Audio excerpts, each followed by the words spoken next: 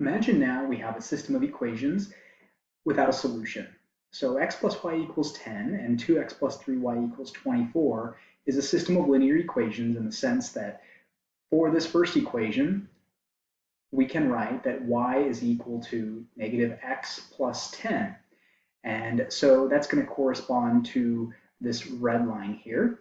And also we can do the same thing here. We can subtract 2x, divide by 3, and we'd get y equals negative 2/3 x plus 8. And that's going to be the second equation here. So here's equation 1, here's equation 2. And so obviously one way to do this is to plot both functions and define their intersection points using technology. So the intersection point, or the point that is common to both equations, is the point x equals 6, y equals 4. And so we can just check that 6 plus 4 does in fact equal 10, and so that gives us the true statement that 10 is equal to 10. So this point 6, 4 satisfies the first equation, and all that means is that the point 6, 4 is on the line x plus y equals 10. We can do a similar thing here where 2 times 6 is 12, plus 3 times 4 is 12. 12 plus 12 is 24, and so we again get the true statement that 24 equals 24. And so that allows us to say that this is a solution. Now, how would we determine that algebraically? The reason we need to be able to do this is because imagine that we have a system of equations that maybe contains something along the lines of some sort of constant here, coefficient, which we'll call A11, 1 to denote the first row, and this is the first coefficient, all the way over to A1n times some nth variable x sub n. So essentially, our solution is going to be of the form x equals x1 all the way down to xn. So these are the values that we're looking for. And then for the second equation, we'll have A21, that's the second row first coefficient, times x1 plus. Down here, we'll have a 2n times xn. And of course, these are going to equal some constant. We'll just call this constant 1, constant 2, and so on. And so we could have up to, or in fact, even more than n equations. We could have as many variables as we do equations. We could have more equations than we do have variables, or we could have more variables than we have equations. So solving graphically is not always an option because if you can imagine that this is a 10-dimensional vector, maybe 10 equations and 10 variables, it's very hard to find a graphing utility that will do that. That's a little bit tongue-in-cheek because we can really only visualize in 3 dimensions, and even that is very difficult to do when you're trying to find the intersection point of, say, 3 linear functions in 3 dimensions. So there are a couple of different ways that we can solve systems that we may have seen before. One of those is called substitution, and we'll look at that first and see how that works, and we'll also look at by elimination. Now this guy here is going to be key because this will help us develop our algorithm for finding solutions of systems. So solving a system by substitution, here's kind of the idea. A solution to a system is the point or points. If there are multiple intersection points, we know that there are 0, 1, or infinitely many possible points at which these functions can intersect, infinitely many if they are exactly the same line. Thus, x and y are the same across both equations. And then what that allows us to do is that if we solve for one of the variables in one of the equations, we can substitute the resulting expression into the second equation to isolate a variable. So we had x plus y equals 10, and we have 2x plus 3y equals 24. Now, it doesn't really matter which equation you start with.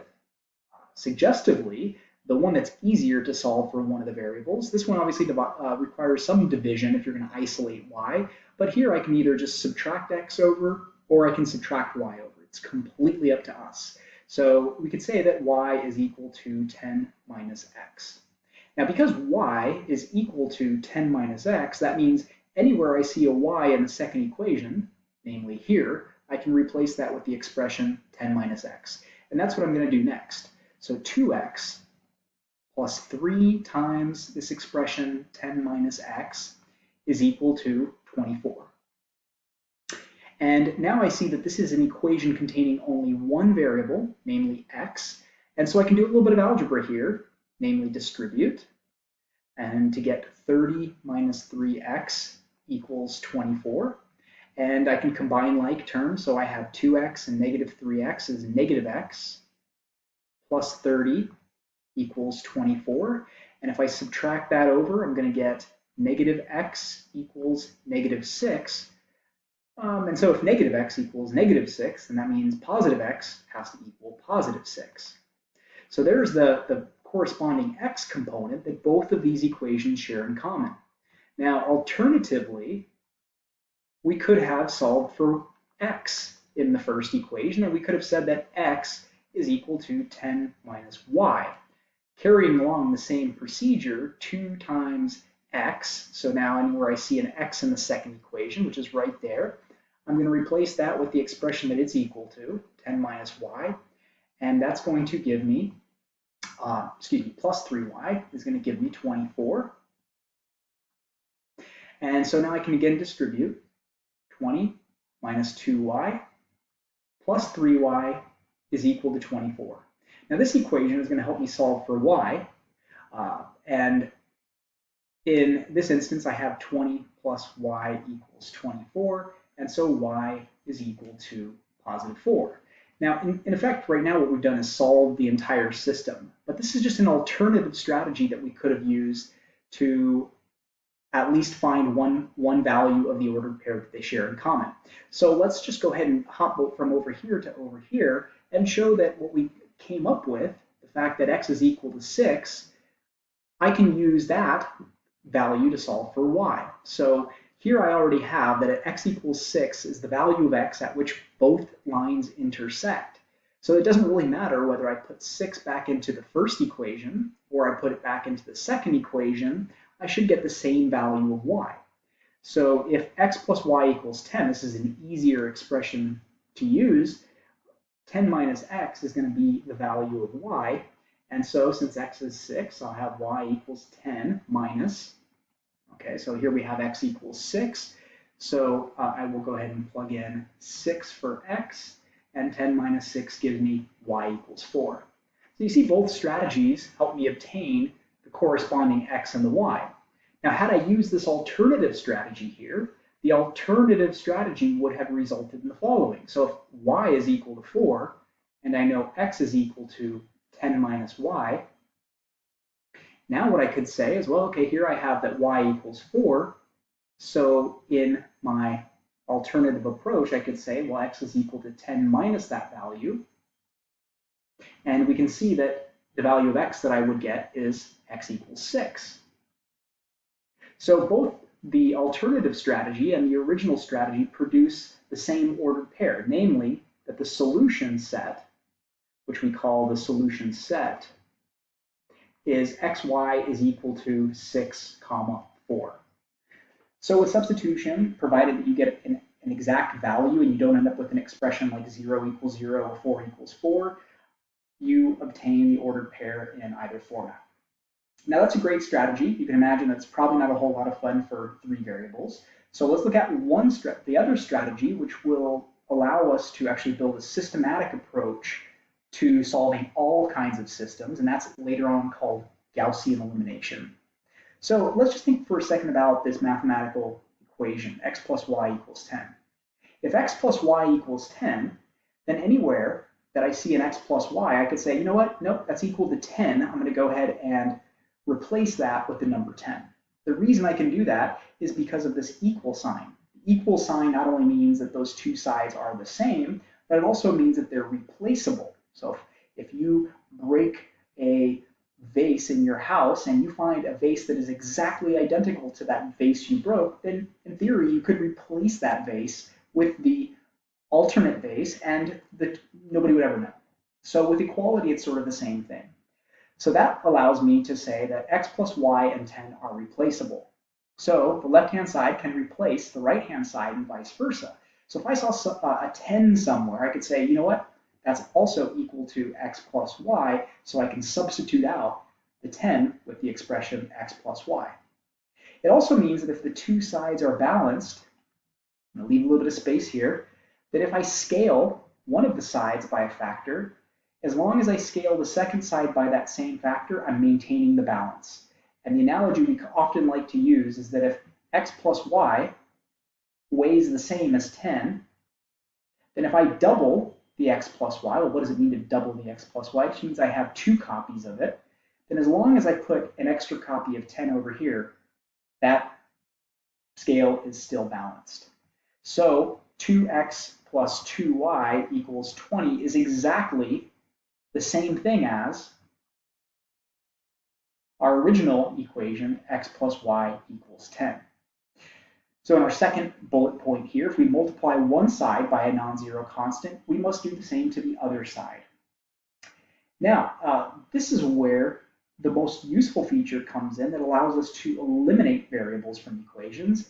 If we add, say, x plus y to one side of another equation, we can add 10 to the other and maintain balance. So if we look at this system, x plus y equals 10 and 2x plus 3y equals 24, then one thing that I could do here in this system is to say, and this is not a useful operation by any means that I'm about to demonstrate, if I add these two equations together, then as long as I add x plus y to 2x plus 3y, which will give me 3x plus 4y, and as long as those two things, x plus y is the same thing as 10, and 2x plus 3y is the same thing as 24, then 3x plus 4y is the same thing as 34.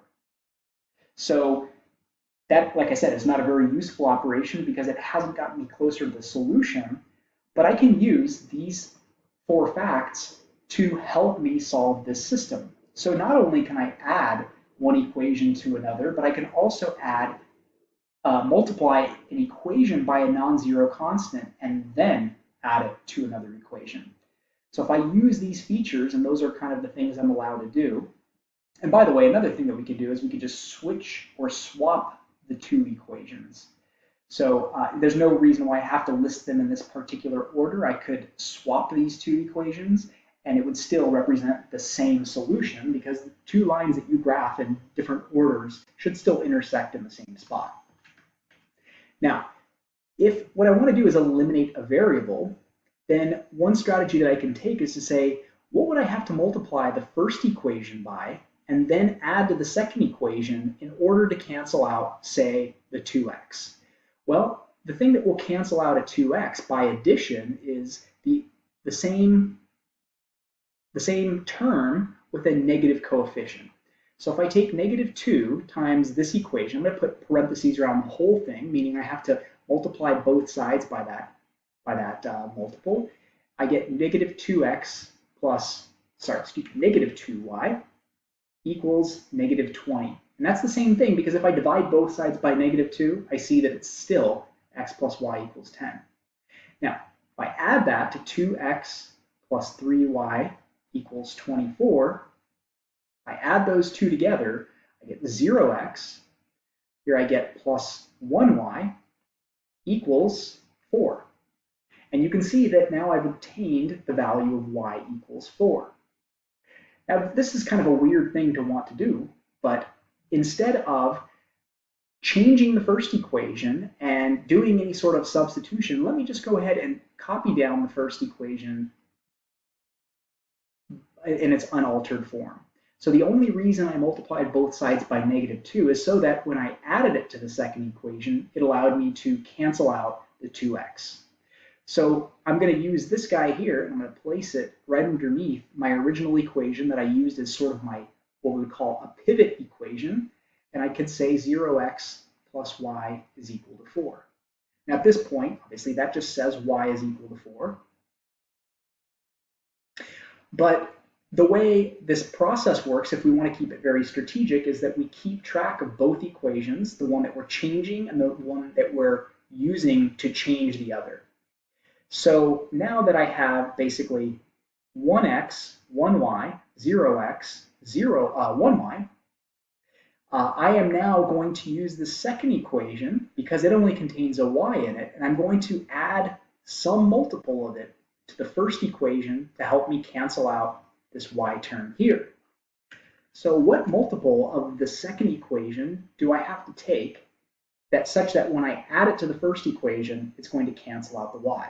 Well, if I added them right now, I would end up with 1x plus 2y equals 14. And that's not an incredibly useful equation because I have both variables in it. So let's try this. If we take -1 times row 2, and I'm going to refer to them as rows, or you can think about them as equations, because it means the same thing. And if I add it to row 1, and then take that result and put it into row 1, then that's going to cancel out the y variable. So let's go ahead and demonstrate that here. So if I took -1 times this second row, I would end up with the equation still -1 times 0 is 0, so 0x, but now I would have -1y equals +4. Excuse me, -4. And now I'm going to leave the first equation unaltered because I'm going to add these two equations together. And what happens here is that we get, in this addition, we get 1x plus 0y is equal to +6. And that just boils down to the statement x is equal to 6. This one here boiled down to the statement y is equal to 4. And you can see we've obtained exactly the same solution, our solution set. And you'll see why we're calling the solution set later on. There could be more than one solution, specifically infinitely many. The point xy is equal to 6, 4 is our only solution for this system. Now, the problem that this all poses is that both processes work well for a system having two equations in two variables. That's something that we'll say 3 equations in 7 variables. And so we refer to this as a 2-by-2 system, 2 equations, 2 variables.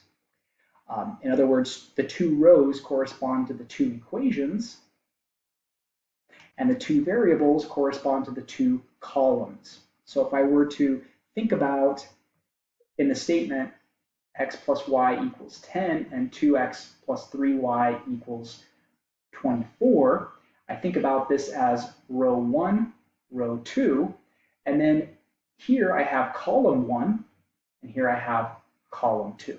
And you'll see why that's valuable a little bit later.